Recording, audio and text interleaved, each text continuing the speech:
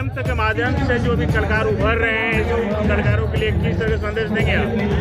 सबसे पहले तो हम भोजपुरी गायक विशाल गगन पीएम तक के देखे वाला सभी जनता जनार्दन के प्रणाम करतनी, गोड़ लागतनी।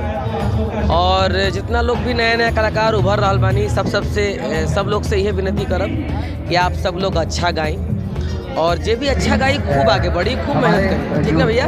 तो आप लोग सब लोग मिलकर रहिए और अच्छा अच्छा गीत मार्केट में प्रस्तुत कीजिए। तो आप लोग का नाम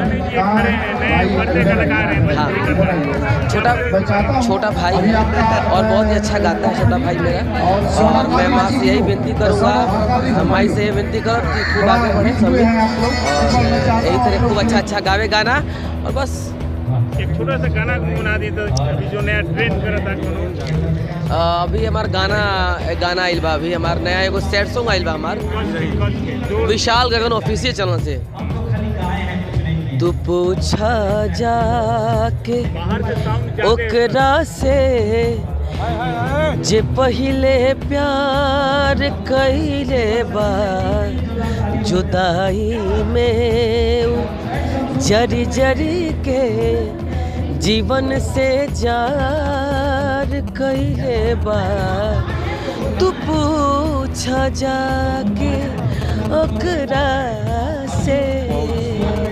जय माता दी। अच्छा लगल है तो आप सब समर्थन करब, सहयोग देव और आप सब यही तरह अपन आशीर्वाद प्यार बनल रखब। छोट भाई अश्लीलता के बारे में का अश्लीलता के का कही भैया, देखी जे जैसन करी वैसन फल पाई। बस हम इतने कहल चाहब, जे जैसन गाई जे जितना मेहनत करी खूब आगे बढ़ी, बस हम ये कहल चाहब। अश्लीलता के बारे में कुछ ना कहल चाहब। अपन परिचय बता दी। बस हम भोजपुरी गायक आप सबके बेटा भाई भतीजा एगो छोट मोट कलाकार बनी, आप सबके आशीर्वाद प्यार से खड़ा बनी। भोजपुरी गायक विशाल गगन यही तरह अपन आशीर्वाद प्यार देते रही। जय हिंद, जय भारत, जय भोजपुरी समाज, प्रणाम, गोड़ लागत नहीं, हर हर महादेव। बड़ा खबर पटना से उभर कर आ रहा है। सिंगर अनुपमा यादव पीएम तक संवाददाता के डर से क्यों भागी? एक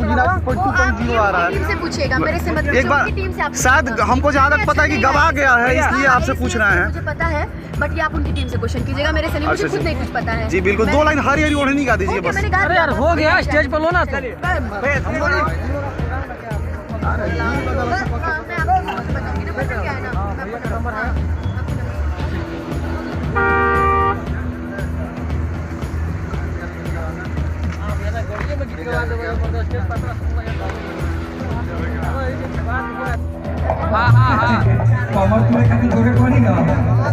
अच्छा बातें पूछी ना